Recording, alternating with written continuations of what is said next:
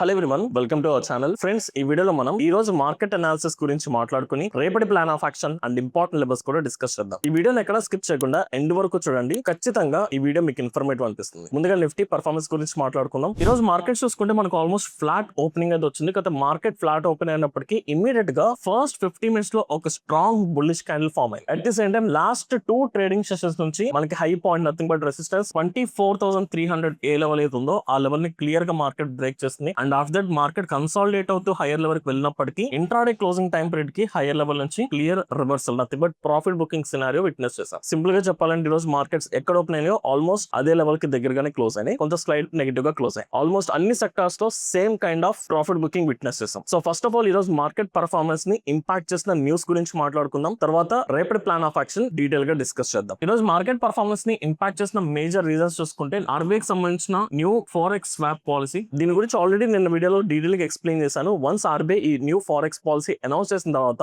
నిన్న banking sector లో చాలా స్ట్రాంగ్ పాజిటివ్ ర్యాలీ వచ్చింది. అండ్ అదే ర్యాలీ ఈ రోజు ఫస్ట్ ఇనిషియల్ ఆఫ్ వర్క్ కూడా కంటిన్యూ అయింది. సో దీనివల్ల మార్కెట్స్ కొంత పాజిటివ్ అయితే రియాక్ట్ అయ్యాయి. బట్ లేట్ ఆఫ్టర్నూన్ మనం చూసుకుంటే మార్కెట్స్ హైయర్ లెవెల్ నుంచి ఒకటే లీనియర్ డైరెక్షన్ లో కంటిన్యూగా ఫాలో అవుతూనే ఉన్నాయి. దీనికి major reason US and Iran issue. 2 to 3 days back Israel and Iran మధ్య ఫ్రెష్ అటాక్స్ జరిగాయి. మళ్ళీ రెండు కంట్రీస్ కూడా అటాక్స్ స్టాప్ చేశారు. మళ్ళీ ఇప్పుడు లేటెస్ట్ అప్డేట్ చూసుకుంటే యుఎస్ అండ్ ఇరాన్ రెండు సైడ్ నుంచి కూడా మళ్ళీ అటాక్స్ ని ఇనిషియేట్ చేస్తున్నాయి. దీని వల్ల ఇన్వెస్టర్స్ కి ఆబ్వియస్లీ కాన్ఫిడెన్స్ లూజ్ అవుతుంది. ఇక్కడ గుడ్ థింగ్ ఏంటంటే ఈవెన్ దో అటాక్స్ జరుగుతున్నప్పటికీ క్రూడ్ ఆయిల్ ప్రైసెస్ అంతగా ఏమీ రియాక్ట్ అవ్వట్లేదు. ఈ రోజు మన క్రూడ్ ఆయిల్ ప్రైస్ చూసుకుంటే ఈవెన్ దో అటాక్స్ జరుగుతున్నప్పటికీ కూడా సమ్వే క్లోజ్ టు $90 నుంచి $91 మధ్యలోనే ట్రేడ్ అవుతుంది. ఆల్మోస్ట్ ఫ్లాట్ గా ట్రేడ్ అవుతుంది. నిన్న క్రూడ్ ఆయిల్ ప్రైస్ ఎక్కడ క్లోజ్ అయిందో ఈ రోజు అదే లెవెల్ దగ్గర ఎగ్జాక్ట్ గా ట్రేడ్ అవుతుంది. సో వార్ ఇనిషియేట్ అయినప్పటికీ క్రూడ్ ఆయిల్ అనేది అంత అగ్రెసివ్ గా పెరగట్లేదు కాబట్టి మనం దీని అంత సీరియస్ గా తీసుకోవాల్సిన అవసరం అయితే లేదు. కాకపోతే ఇక్కడ మనం కొంచెం అలర్ట్ గా ఉండాల్సింది. స్టిల్ $90 అనేది హై ప్రైస్. జనరల్ గా క్రూడ్ ఆయిల్ ప్రైస్ ఎప్పుడు కూడా $60 నుంచి $70 మధ్యలో నార్మల్ మార్కెట్ సినారియోస్ లో ఉంటాయి. బట్ స్టిల్ $90 అనేది హై ప్రైస్ దగ్గర ఉంది కాబట్టి మైట్ బి ఈ రెండు కంట్రీస్ మధ్య ఇప్పుడు ఏదైతే అటాక్స్ జరుగుతున్నాయో ఇవి ఇంకా ఎస్కలేట్ అయ్యి ఇంకా సీరియస్ అయ్యి స్ట్రైట్ ఆఫ్ హార్మోస్ క్లోజ్ చేస్తున్నట్టు ఏదైనా స్టేట్మెంట్స్ వస్తే మైట్ బి అప్పుడు మళ్ళీ crude oil price పెరగొచ్చు. So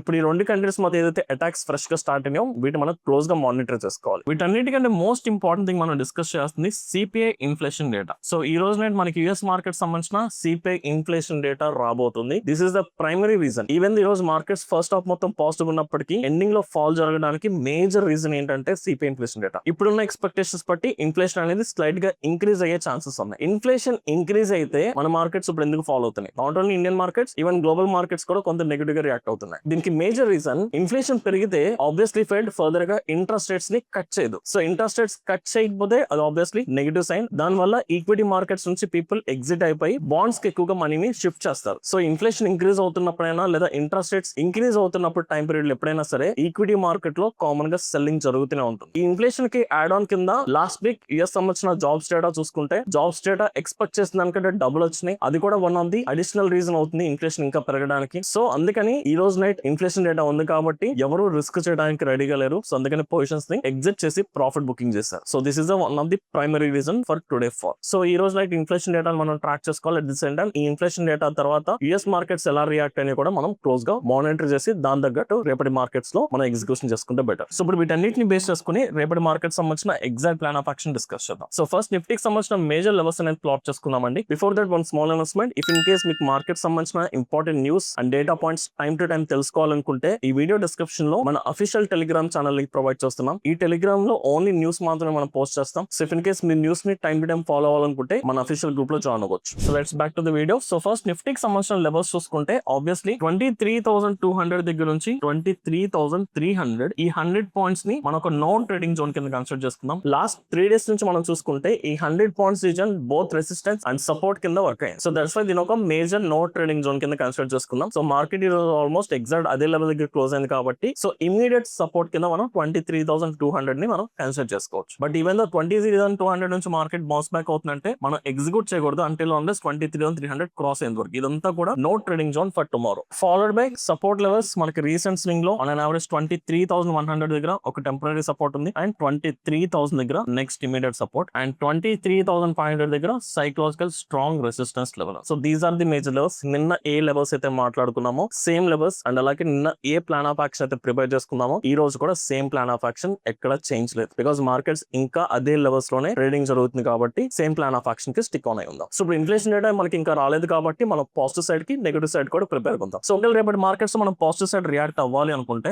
by chance ఒకవేళ మార్కెట్ మనకి ఫ్లాట్ ఓపెనింగ్ జరిగి కన్సాలిడేషన్ జరుగుతున్నప్పుడు ఈ 100 పాయింట్స్ రీజన్ లో ఉన్నంత వరకు నేను ట్రేడ్ ఇగ్నోర్ చేసుకుంటాను. ఈ 100 పాయింట్స్ రీజన్ బ్రేక్అవుట్ బట్టి మనం డైరెక్షన్ డిసైడ్ అవ్వచ్చు. సో అప్ సైడ్ బ్రేక్అవుట్ అయితే we can go for long, down side అయితే షార్ట్ పొజిషన్. చాలా సింపుల్ స్ట్రాటజీ, పెద్ద కాంప్లికేటెడ్ ఏం కాదు. ఈవెన్ ఒక కామన్ బిగినర్ కూడా చాలా ఈజీగా ఎగ్జిక్యూట్ చేసుకునే సెటప్. కాకపోతే ఇక్కడ మనం చెక్ చేసుకోవాల్సింది మనం ప్రతిరోజు మాట్లాడుకున్నట్టు అప్ సైడ్ బ్రేక్అవుట్ జరుగుతున్నప్పుడు 23,300 అండ్ 200 ఈ రెండు స్ట్రైక్ పై సంబంధించిన ఓపెన్ ఇంట్రెస్ట్ చూసుకోండి. కాల్ సైడ్ ఓపెన్ ఇంట్రెస్ట్ తగ్గుతూ ఫుట్ సైడ్ ఓపెన్ ఇంట్రెస్ట్ పెరగాలి. మనం అప్ సైడ్ కి వెళ్ళాలనుకుంటే, ఈవెన్ డౌన్ సైడ్ కి వెళ్ళాలనుకుంటే సేమ్ స్ట్రైక్ సంబంధించిన కాల్ సైడ్ ఓపెన్ ఇంట్రెస్ట్ పెరుగుతూ ఫుట్ సైడ్ ఓపెన్ ఇంట్రెస్ట్ తగ్గాలి ఈ సెటప్ వెళ్ళాలంటే. బట్ దాంతో పాటు క్రూడ్ ఆయిల్ ప్రైసెస్ చూసుకోవాలి అండ్ సపోర్టింగ్ పారామీటర్స్ చూసుకుంటే వీటితో పాటు న్యూస్ పరంగా క్రూడ్ ఆయిల్ ప్రైసెస్ ఇంక్రీజ్ అవుతున్నాయి అంటే మార్కెట్ అప్ సైడ్ వెళ్తున్నా ట్రేడ్ చేయొద్దు. So crude oil price increase అవుతుందంటే అది నెగిటివ్ రియాక్షన్ కాబట్టి any rise in markets will be the selling opportunity. అలా కాకుండా మార్కెట్స్ ఇంక్రీజ్ అవుతున్నాయి కానీ క్రూడ్ ఆయిల్ ప్రైసెస్ ఇంక్రీజ్ అవ్వట్లేదు అంటే అప్పుడు మనకి ఆప్షన్స్ అండ్ అనాలిసిస్ లో ఓపెన్ ఇంట్రెస్ట్ సపోర్ట్ చేస్తే మనం అప్ సైడ్ కాన్ఫిడెంట్ గా ట్రేడ్ తీసుకోవచ్చు. So 23,300 above long side, 200 below short side. Any big gap up or big gap down. By chance overnight ఏదైనా నెగిటివ్ న్యూస్ వల్ల కానీ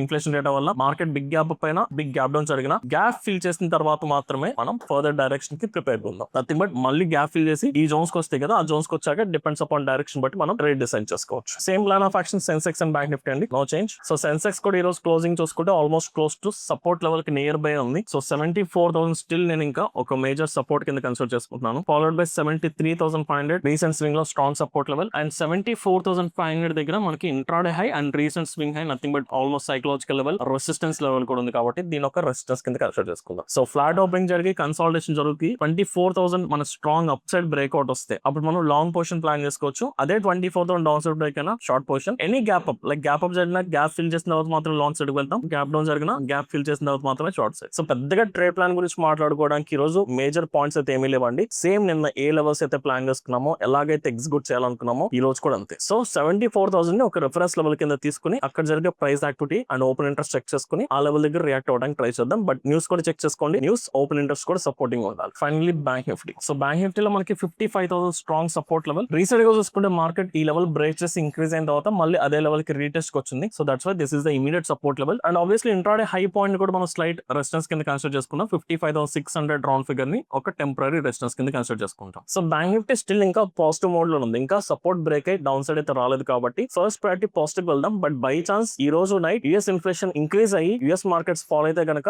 bank నిఫ్టీలో కూడా రేపు ఫాల్ ఎక్స్పెక్ట్ చేయొచ్చు. But first priority long side కి వెళ్ళడానికి 55,000 నుంచి మనం ఎనీ స్ట్రాంగ్ బయింగ్ యాక్టివిటీ కనిపించినా this is the first location up side plan చేసుకోవడానికి. లేదా ఇంట్రాడే హై బ్రేక్ చేసిన second location up side plan చేసుకోవచ్చు. ఆర్ 55,000 డౌన్ సైడ్ బ్రేక్ అయినా you can go for cell side. So 55,000 ని ఒక reference level కింద మనం కన్సిడర్ చేసుకోవచ్చు. Crude oil and bit coin కి సంబంధించిన లెవెల్స్ కూడా ఒకసారి చూసుకుందామండి. సో క్రూడ్ ఆయిల్ చూసుకుంటే నేను ఆల్మోస్ట్ మార్కెట్ ఏ లెవెల్ దగ్గర అయితే క్లోజ్ అయిందో అదే లెవెల్ దగ్గర నియర్ బై ట్రేడ్ అవుతుంది. So there is the major change. But current scenario చూసుకుంటే ఇంపార్టెంట్ రెసిస్టెన్స్ అండ్ సపోర్ట్ మధ్యలో ట్రేడ్ అవుతుంది కాబట్టి సో ఈ టైం పీరియడ్ లో క్రూడ్ ఆయిల్ లో ట్రేడింగ్ ఇగ్నోర్ చేసుకోవాలండి. ఐదర్ మార్కెట్ ఏదైనా లెవెల్ కి వచ్చిన వరకు ఇచ్చేద్దాం. సో 8,600 కి అవైలబుల్ ఉన్నప్పుడు మనం ట్రేడ్ తీసుకోవచ్చు. ఆర్ఎస్ 8,200 ఇమీడియట్ సపోర్ట్ ఈ జోన్ కి వచ్చినా మనం ట్రేడ్ తీసుకోవచ్చు. ఇన్ బిట్వీన్ ఈ జోన్ లో మీరు ట్రేడ్ తీసుకోవడం చాలా రిస్కీ. సో నేనైతే ఈ కంప్లీట్ జోన్ ఇగ్నోర్ చేసుకుంటాను. And US markets opening time period కి ఒకవేళ మనకి రెసిస్టెన్స్ కి వెళ్ళి ఏదైనా కరెక్షన్ వస్తుందంటే ఇక్కడ నుంచి సెల్లింగ్ ఆపర్చునిటీ ప్లాన్ చేసుకుందాం. బట్ ఇంక్రీజ్ అవుతున్నప్పుడు యుఎస్ అండ్ ఇరాన్ కి సంబంధించి ఏదైనా మేజర్ అప్డేట్స్ వస్తాయి, యుఎస్ సైడ్ నుంచి కానీ ఇరాన్ సైడ్ నుంచి ఏదైనా థ్రెటనింగ్ స్టేట్మెంట్స్ వచ్చినా క్రూడ్ ఆయిల్ ప్రైస్ మళ్ళీ ఇంక్రీజ్ అయ్యే ఛాన్స్ ఉంటుంది కాబట్టి ఇన్ దట్ సినారియో 8,600 అబౌవ్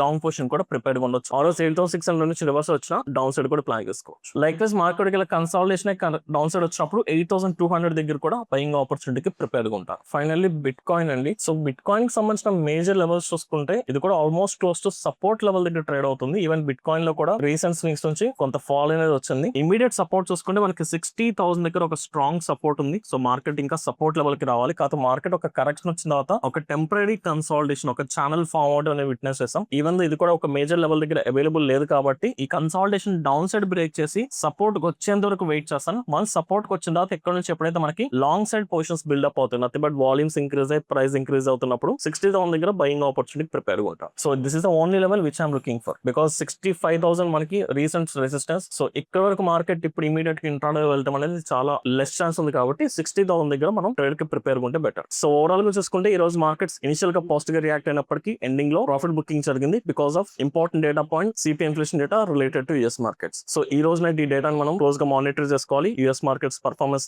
కూడా చెక్ చేసుకోవాలి. సో యుఎస్ మార్కెట్స్ పర్ఫార్మెన్స్ రేపు మన మార్కెట్స్ ని ఖచ్చితంగా ఇంపాక్ట్ చేస్తుంది. సో ఓవరాల్ గా this is my plan of action. I hope ఈ వీడియో మీకు అర్థమైంది అనుకుంటున్నాను. ఇఫ్ ఇన్ కేస్ కేస్ ఈ వీడియో కనుక మీకు ఇన్ఫర్మేటివ్ అనిపిస్తే ఈ వీడియోని లైక్ చేసి మీ జెన్యూన్ ఒపీనియన్స్ ని కమెంట్ సెక్షన్ లో మెన్షన్ చేయండి. Thank you.